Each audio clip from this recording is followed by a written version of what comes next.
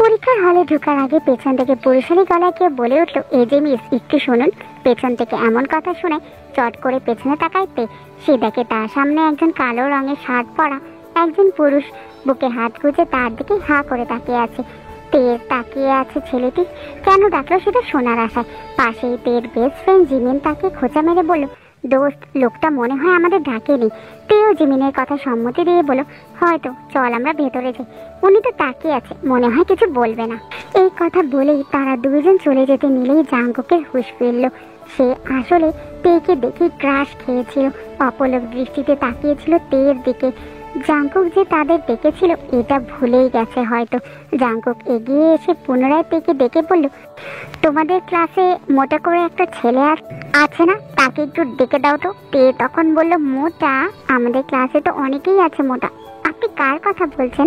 তের কথা শুনে জাঙ্কুক একটু ভ্যাবাচাকা খেয়ে গেল আর বলল, আরে যেটা একটু বেশি মোটা ওইটা। তে আবারও হাসলো আর বলল, আচ্ছা আমি দেখব। কথাটা বলেই তে ক্লাসরুমের দিকে দৌড় দিল। সেখান থেকে চলে যেতে জাঙ্কুক বুকে হাত দিয়ে চোখ বন্ধ করে রাখলো কিছুক্ষণ। এই মেয়েটার উপর খুব বাজেভাবে ক্রাশ খেয়েছে সে। যেখানে তার উপর হাজার মেয়ে ক্রাশ খেয়ে বসে আছে, সেখানে জাঙ্কুক কিনে পিচ্চি মেয়েটার উপর ক্রাশ খেলো।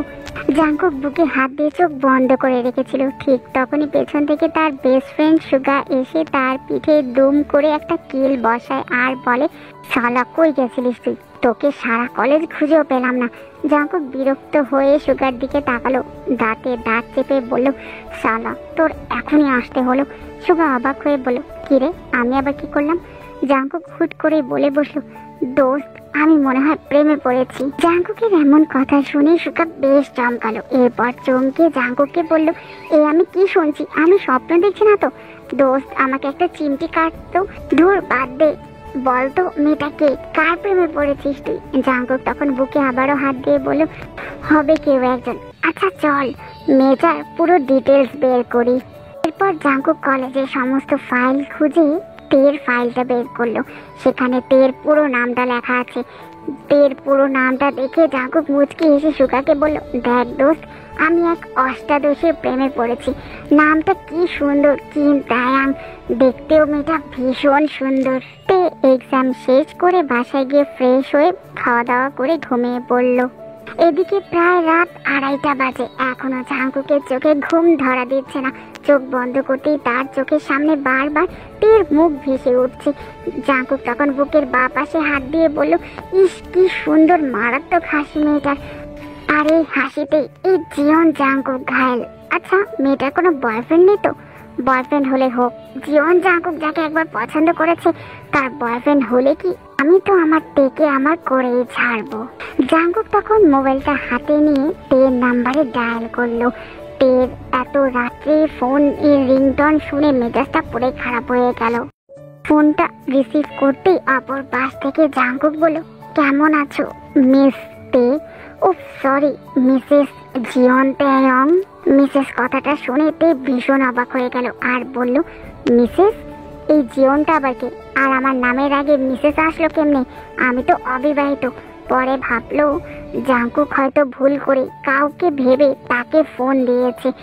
তে মুচকি হেসে জাঙ্কুককে বলল, দেখুন মিস্টার, আপনার কোথাও ভুল হচ্ছে। আমি অবিবাহিত আর জিওন নামের আমি কাউকে চিনি না। আপনি হয়তো আমাকে না অন্য কাউকে খুঁজছেন। জাঙ্কুক মুচকি হেসে বলল, আমি তোমাকেই খুঁজছি তে পাখি। আর জিওন জাঙ্কুক নামের তুমি কাউকে চিনো না তাই না? তো চিনে রাখো, তোমার সামনে দাঁড়ানো সেই দিনে সেই ছেলেটাই ছিল জিওন জাঙ্কুক। তখন বলল, তো আমাকে কেন মিসেস জিওন বলে ডাকছেন? জাঙ্কুক কিছু না বলে ফোনটা রেখে চুপচাপ ঘুমিয়ে পড়লো। পরের দিন সকালে তে আবারও কলেজে যাওয়ার সময় জাঙ্কুক তাকে পেছন থেকে ডাক দিল আর বলল, হে মিসেস জিওন তেয়ং। এবার তে ভীষণ রেগে গেল। জাঙ্কুকের কাছে গিয়ে বলল, আপনি আমাকে এভাবে মিসেস জিওন বলে কেন ডাকছেন? জাঙ্কুক তখন তের দিকে হালকা ঝুঁকে বলল, কারণ তুমি আমার ভবিষ্যতে মিসেস জিওন তেয়ং হবে তাই। জাঙ্কুকের কথায় এবার তে ভীষণ রেগে গেল। বিরক্তি নিয়ে বলল, দেখুন, এসব আলতু ফালতু কথা আমার সাথে বলবেন না। জাঙ্কুক তখন বলল, ফালতু কথা বলছি না জান, সত্যি বলছি, তুমি মিলিয়ে নিও। বাই দা ওয়ে, তোমার কোনো বয়ফ্রেন্ড আছে নাকি? তে ভেঙচি কাটলো। বেশ ভাব নিয়ে বলো, তাতে আপনার কি? আমার পার্সোনাল বিষয় আপনাকে বলার প্রয়োজন আছে বলে আমি মনে করি না। জাঙ্কুক তের ভাব দেখে হাসলো আর বলল, সমস্যা নেই তে বাকি বলবে না তো, আমি ঠিক খুঁজে নিব, আর তোমার বয়ফ্রেন্ড থাকলেও ব্রেকআপ করিয়ে দিব। তে ভেঙচি কেটে বলল, ঢং। কথাটা বলেই তে সেখান থেকে চলে গেল। জাঙ্কুক মুচকি হেসে তের চলে যাওয়ার দিকেই তাকিয়ে আছে। রাতে তের পড়াশোনা শেষ করে কেবল ঘুমাতে যাচ্ছিল, ঠিক সেই সময় তার ফোন বেজে উঠল। সে ফোন হাতে নিয়ে দেখলো অপরিচিত নাম্বার। তে প্রথম কয়েকবার ফোন রিসিভ করলো না, চতুর্থবারে ফোনটা রিসিভ করলো। তে ফোন রিসিভ করে কানে নিতেই অপর পাশ থেকে একটা পুরুষ অস্থির গলায় বলল, কি হলো তে পাখি, ফোন রিসিভ করতে এতক্ষণ লাগে? তে অপরিচিত লোকটাকে চিনল না। সে তখন বলল, আপনি কে? আমি আপনাকে ঠিক চিনতে পারছি না। অপর পাশ থেকে আবারও ছেলেটা বলে বসলো, এই তো আমি, তোমার ফিউচার হাজবেন্ড।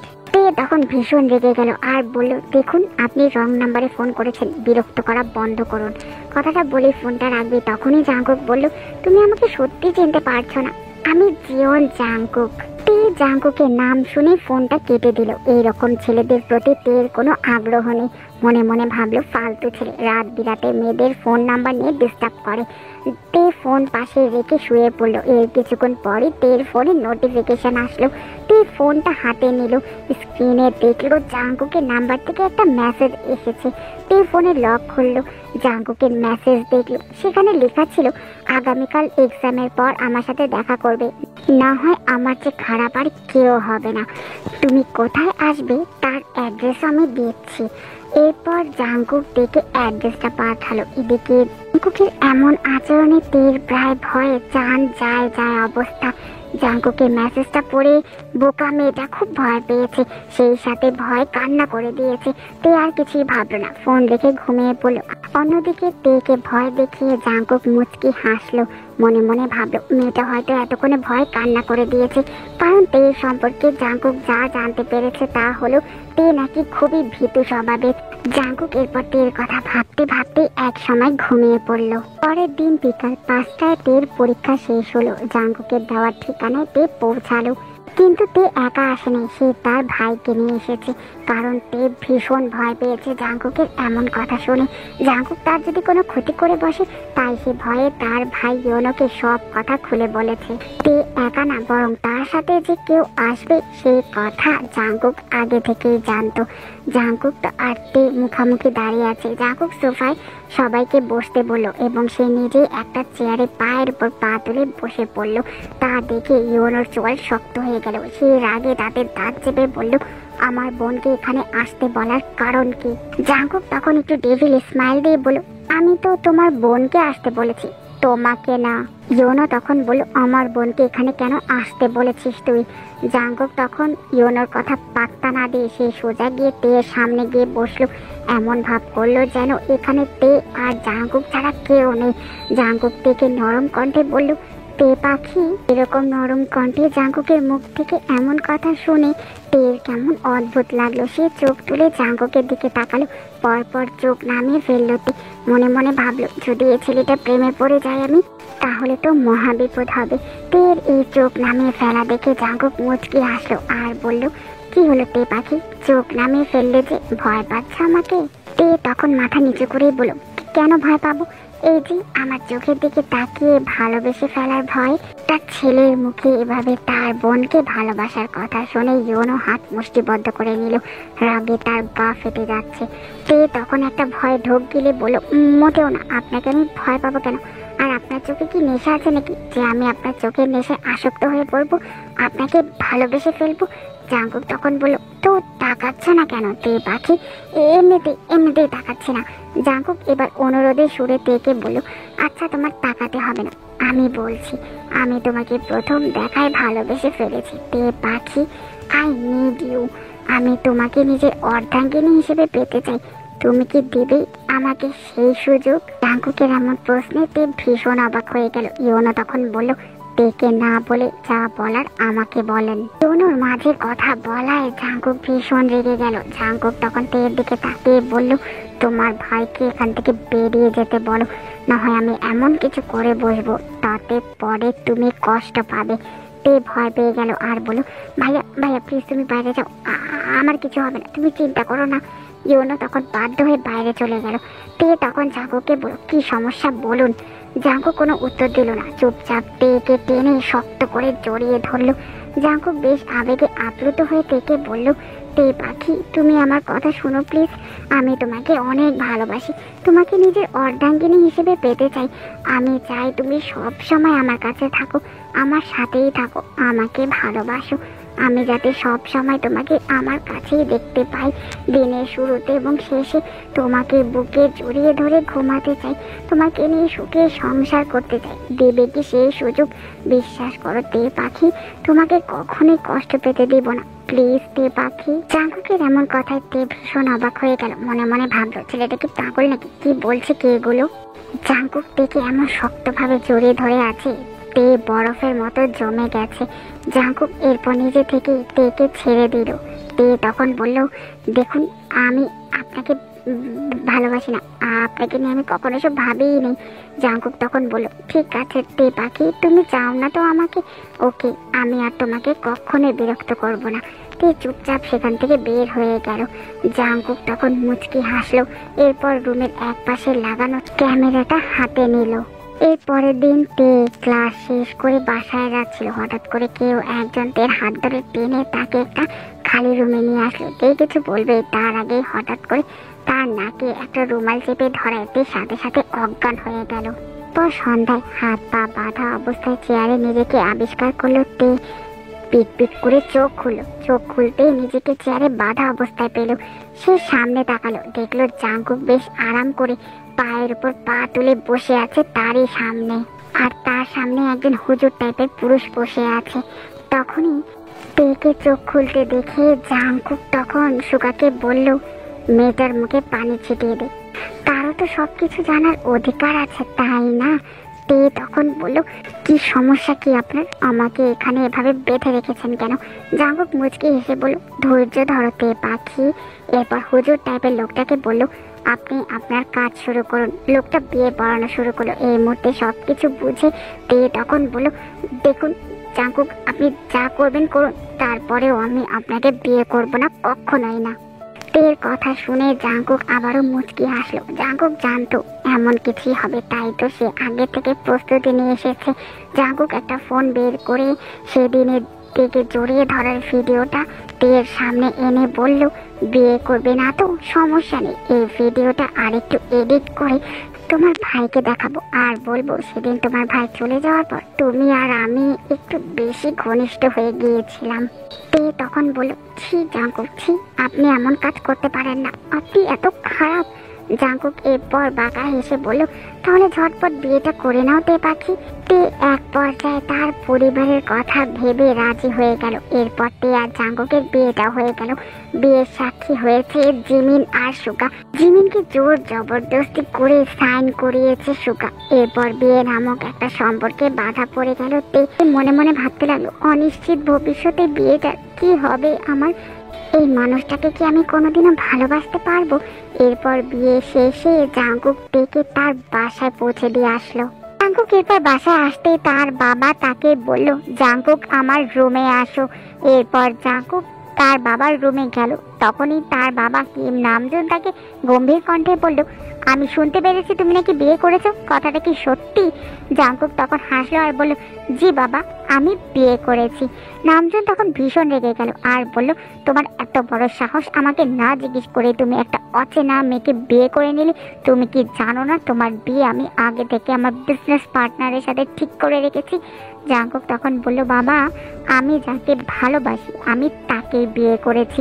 নামজুন ভীষণ রেগে গেল আর বলল, তুমি কি জানো না তোমার জন্য এখন আমার বিজনেসের কত বড় লস হবে? বিজনেস পার্টনারের সাথে আমার একটা বিজনেস ডিল করার ছিল, সেই ডিলটা যদি এখন ক্যান্সেল করে দেয় তখন কি হবে? জাঙ্কুক তখন হাসলো আর বলল, সেটা তোমার সমস্যা, তোমার সমস্যার কারণে আমি তার জোর করে একটা মেয়েকে এভাবে বিয়ে করে নিতে পারি না, যাকে আমি কোনোদিন পছন্দই করিনি। আর শোনো বাবা, এখন এসব কথা বলার কোনো সময় নেই। তুমি এখন তোমার বাড়ির বউকে সসম্মানে কি করে নিজের বাসায় নিয়ে আসবে সেই কথা তুমি চিন্তা করো।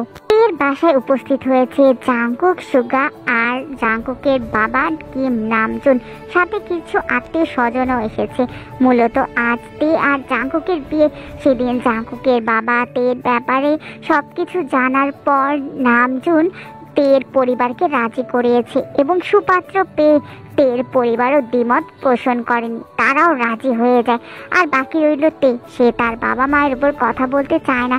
তার উপর সে অনেক বড় একটা প্ল্যান করে রেখেছে, যেটা শুধু তে জানে। অতঃপর দ্বিতীয়বারের মতো জাংকুক আর তে বিবাহ বন্ধনে আবদ্ধ হলো। সুষ্ঠুভাবে তাদের বিবাহ সম্পন্ন হলো। বাসর ঘরে থেকে পাঠানো হলো। জাংকুক তখনও রুমে আসেনি। তেকে বলা হয়েছে ঘোমটা দিয়ে বিছানায় বসে থাকতে, কিন্তু তে এসব পাত্তা দিল না। সোজা বিয়ে শাড়ি চেঞ্জ করে টপস পরে নিল। তে ওয়াশরুম থেকে বের হতেই রুমে প্রবেশ করলো জাংকুক। তে সেদিকে পাত্তা না দিয়ে বিছানায় এসে বসলো। ঠিক তখনই জাংকুক থেকে দেখে বলল, বাহ, তুমি তো দেখছি খুবই ফাস্ট, শাড়ি চেঞ্জ করে ফেলেছো দেখছি, তাহলে চলো বাসর শুরু করি। তে ভীষণ রেগে গেল আর বলল, ফালতু কথা বলবেন না। কিসের বাসর? কেন? বিয়ের দিন মানুষের বাসর হয় জানো না তে পাখি? না, আমি জানি না, তবে সমস্যা নেই, আমি বুঝিয়ে দিচ্ছি। জাংকুক তের একদম কাছে চলে আসলো। তা দেখি তে তখন বলল, প্লিজ দূরে সরুন। দূরে সরার জন্য তো বিয়ে করিনি তে পাখি। তে কান্না করে বলতে লাগলো, প্লিজ সরুন, ভালো লাগছে না। জাংকুক তখন তের একদম কাছে চলে আসলো। তের হাত দুটো চেপে ধরে তার ঠোঁটের কাছে নিজের ঠোঁট নিয়ে আসলো। এরপর জাংকুক তার হাত দিয়ে তের সমস্ত শরীর স্পর্শ করতে লাগলো। কেঁপে কেঁপে উঠছে তে। তে জাংকুককে নিজের কাছ থেকে ছাড়াতে চাইলে জাংকুক জোর করে তার অধিকার বুঝে নিল। ভোর রাতের দিকে জাংকুক তেকে গোসল করিয়ে নিজেও গোসল করে নিল। গোসল করে ড্রেস চেঞ্জ করার পর ঘুমিয়ে গেল তারা। সকালের মিষ্টি রোদ এসে চোখে পড়তে ঘুম ভাঙে জাংকুকের। তার উন্মুক্ত বুকে মুখ গুজে ঘুমিয়ে আছে তে। ব্যাপারটা একটু বেশি ভালো লাগছে জাংকুকের। রাতে শুধুমাত্র ট্রাউজার পরে ঘুমিয়েছিল জাংকুক। টি শার্ট পরার সময় পায়নি ঘুমের জন্য, যার কারণে এখন তার উন্মুক্ত বুকে মুখ গুজে ঘুমাচ্ছে তে। দৃশ্যটা দেখে জাংকুকের বুকের ভেতর ভীষণ শান্তি অনুভব হচ্ছে। জাংকুক মুচকি হাসলো। গতকাল রাতে জাংকুকের অত্যাচারের কারণে তের ঠোঁট গলা লাল হয়ে আছে। জাংকুক সেই জায়গাগুলোতে ছোট ছোট চুমু খেলো। এতে তে হালকা নড়াচড়া করে আবারও জাংকুকের বুকে মুখ ঘষে ঘুমিয়ে গেল। জাংকুক হাত বাড়িয়ে তের গাল স্পর্শ করলো, আবারও চুমু খেলো তের কপালে। পরপর ভাবতে লাগলো বিয়ের দিনের কথা। বিয়ের দিন তেকে যখন রেডি করা হচ্ছিল তখন জিমিন জাংকুককে ডাক দেয় আর বলে যে তার সাথে কিছু কথা আছে। জাংকুকও এক সাইডে যায়। জাংকুক যেতেই জিমিন বলে উঠলো, ভাইয়া আমি আপনাকে একটা কথা বলবো, মন দিয়ে শুনুন। তে এই বিয়েটা করতে চায় না, আর সে এটাও বলেছে যে ও যদি আপনাকে ভুলিয়ে ভালিয়ে ঘুম পাড়াতে পারে, অর্থাৎ আপনাদের মাঝে যদি স্বামী স্ত্রীর মতো কিছু না হয়, তাহলে সে পালিয়ে যাবে আপনার বাসা থেকে। আর আমি চাই না ওর সংসার ভেঙে যাক। আর আপনাকে দেখে মনে হয় না আপনি খারাপ। প্লিজ ভাইয়া, আমার বেস্ট ফ্রেন্ডটাকে একটু আদর যত্নে রাখবেন, ভালোবাসবেন, দেখবেন ও আপনার প্রতি দুর্বল হয়ে যাবে। ওকে আমি খুব ভালো করেই জানি। চুপচাপ সেখান থেকে কথাগুলো বলে চলে গেল জিমিন। আর তেকে নিজের কাছে রাখার জন্যই জাংকুক গতকাল রাতে নিজের অধিকার বুঝে নিয়েছিল। জাংকুক একবার ঘড়িতে সময় দেখে নিল, 7:08 বাজে। জাংকুক তের মাথায় হাত বুলিয়ে দিতে দিতে বলল, এই তে পাখি, তে পাখি উঠো না। তে চোখ মুখ কুচকে বিরক্ত হয়ে বলল, এখন আমি উঠবো না মা, আজকে আমার কলেজ নেই। তের এই কথা শুনে জাংকুক শব্দ করে হেসে ফেললো। জাংকুকের হাসির শব্দে তের ঘুম ভাঙলো। তে চোখ খুলে নিজেকে জাংকুকের বুকে দেখে সরে আসতে চাইলো, কিন্তু একজোড়া শীতল হাত আটকে নিল। এরপর বলল, কোথায় যাও আমার অষ্টাদশী বউ? তে বিরক্ত হলো। জাংকুককে ধাক্কা দিয়ে নিজের থেকে সরিয়ে দিয়ে রাগী গলায় বলল, দেখুন আমাকে বিয়ে করে নিয়েছেন, এর মানে এটা না যে আপনি আমাকে কিনে নিয়েছেন, আর আমার কাছ থেকে দূরে থাকাই আপনার জন্য ভালো। জাংকুক তখন ডেভিল স্মাইল দিয়ে বলল, কিন্তু আমি তো দূরে থাকার জন্য বিয়ে করিনি তে পাখি। জানি নিজের চাহিদা মেটানোর জন্যই বিয়ে করেছেন, তাই তো। তের এই কথায় জাংকুক ভীষণ কষ্ট পেল। তাই তো জাংকুক তের কোনো কথার উত্তর না দিয়ে আবারও চুপচাপ ঘুমিয়ে পড়ল। তে ওয়াশরুম থেকে বের হয়ে আসলো। এরপর জাংকুককে বলল, আপনি বাইরে যান, আমি একটু শাড়ি পরবো। জাঙ্কুক তখন তেকে বলল, তাই নাকি? আমার তে পাখি আর শাড়ি পরবে? তা তে পাখি শাড়ি পরতে পারো তো? তে তখন বলল, পারি না শাড়ি পরতে, কিন্তু কি করব, মা আমাকে বলেছে বিয়ের পরের দিন থেকে শাড়ি পরবে। তাহলে আসো, আমার বউকে আমি শাড়ি পরিয়ে দিই। উল্টাপাল্টা কথা বলবেন না। আপনি কি শাড়ি পরতে পারেন যে আপনি আমাকে শাড়ি পরাবেন? উফ, আসো না বউ, একটু চেষ্টা করেই দেখি। এরপর জাঙ্কুক থেকে শাড়ি পরাতে লাগলো। তে লজ্জায় মাথা নিচু করে নিল।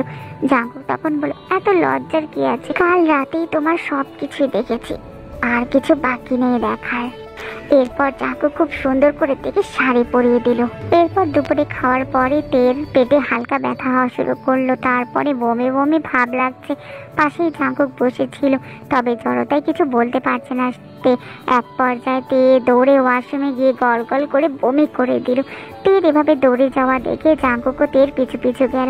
তেকে বমি করতে দেখে জাঙ্কুক পেছন থেকে আঁকড়ে আঁকড়ে ধরলো।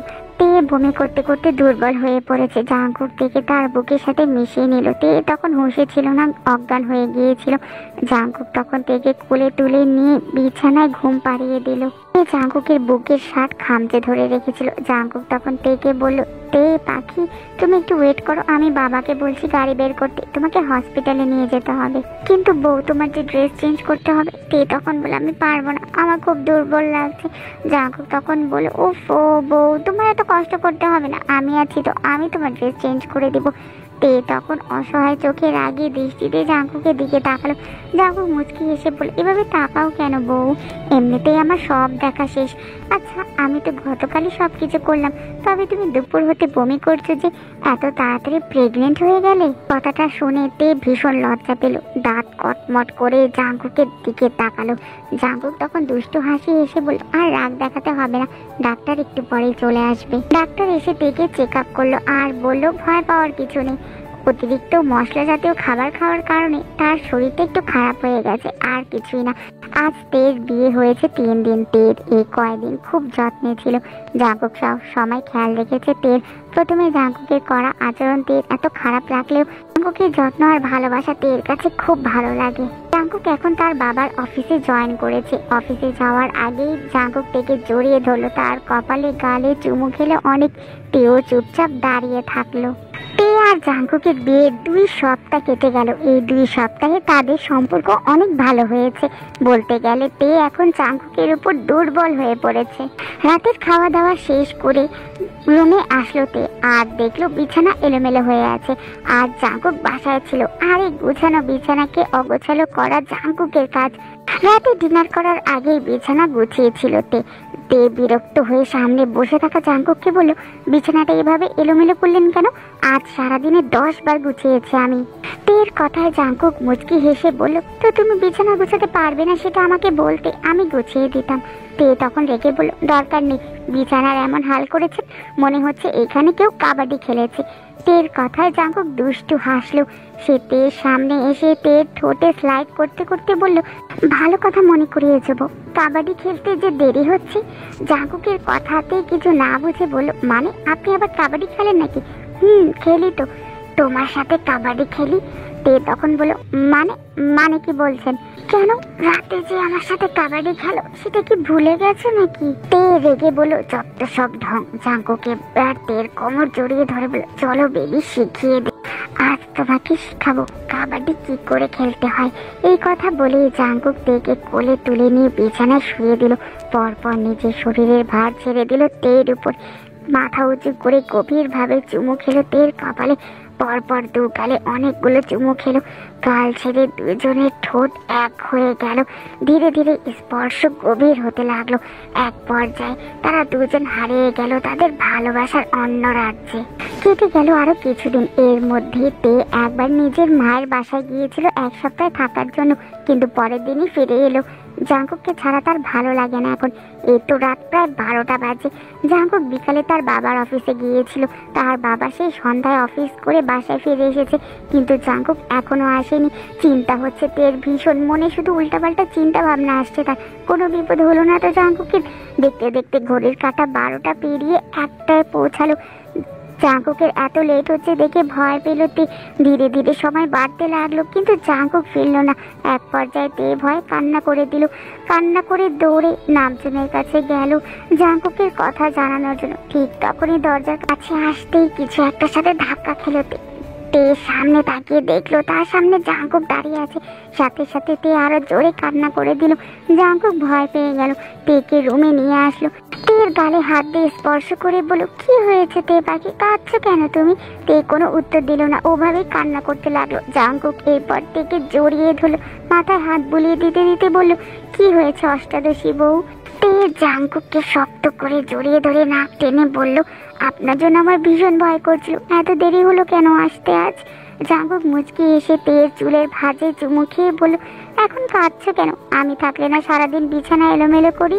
তে জাঙ্কুকের বুকে মুখ গুজে বলল, বিছানা এলোমেলো করলে করবেন, তারপরেও ঠিক সময়ে বাসায় ফিরবেন। এরপর জাঙ্কুক তেকে ছেড়ে দিল। দুজন ফ্রেশ হয়ে বিছানায় শুয়ে পড়লো। জাঙ্কুক তেকে জড়িয়ে ধরে চোখ বন্ধ করে ঘুমিয়ে আছে। তের মাথা উঁচু করে জাঙ্কুকের দিকে তাকিয়ে আছে। ড্রিম লাইটের আলোয় জাঙ্কুকের মুখটা খুব সুন্দর লাগছে। তে হাত বাড়িয়ে জাঙ্কুকের গাল স্পর্শ করলো। সাথে সাথেই জাঙ্কুক চোখ খুলে তাকালো তের দিকে আর বলল, কি হলো পাগলি, তুমি ঘুমাওনি এখনো? তে উত্তর দিল না, জাঙ্কুকের শরীরের উপর শুয়ে পড়লো। জাঙ্কুক নিজের ঠোঁটের সাথে মিলিয়ে দিল। ভালোবাসায় হারিয়ে গেল দুজনে। ভোর রাতের দিকে দুজন ফ্রেশ হয়ে বিছানায় বসলো। তে তখন জাঙ্কুককে বলল, আপনাকে একটা জিনিস দেখাবো, ভালোভাবে প্রস্তুত হন। কথাটা বলে তে ড্রয়ার থেকে কিছু একটা বের করে জাঙ্কুকের হাতে দিল। একটা রিপোর্ট, যেখানে তে আর জাঙ্কুকের নাম লেখা। জাঙ্কুক রিপোর্টটা ভালোভাবে দেখে একটা ঢোক দিল। সে অবিশ্বাস্য গলায় তেকে বলল, এটা তোমার? তের চোখে পানি তখন টলমল। সে জাঙ্কুকের পাশে বসলো। জাঙ্কুকের হাত নিজের পেটের কাছে নিয়ে গিয়ে বলল, এটা আমার, আর এখানে আপনার অংশ। জাঙ্কুক তের কপালে একটা চুমু খেয়ে বলল, তে পাখি, তুমি পারবে তো এই বেবিটাকে পৃথিবীতে আনতে? তে জাঙ্কুকের বুকে মুখ গুজে বলল, চিন্তা করবেন না, আমি পারবো। জাঙ্কুক কিছু না বলে তেকে জড়িয়ে ধরলো। এর কিছুক্ষণ পর জাঙ্কুক থেকে জিজ্ঞেস করলো, তে পাখি, জানো আমি তোমার সাথে বিয়ের দিন তোমার বিরুদ্ধে কেন জোর করে স্বামীর অধিকার আদায় করেছিলাম? তে তখন মুচকি একটু হাসি দিয়ে বলল, জানি, আমাকে নিজের সাথে বেঁধে রাখার জন্য, তাই তো। জাঙ্কুক অবাক হয়ে বলল, তুমি কিভাবে জানলে? আমি যখন বাসায় গিয়েছিলাম তখন জিমিন আমাকে সবটাই বলেছিল। আসলে জাঙ্কুক, আমি বুঝতে পেরেছি আপনি আমাকে ভীষণ ভালোবাসেন, তাই তো আমাকে জোর করে নিজের কাছে রাখার জন্য স্বামীর অধিকার দেখিয়েছিলেন।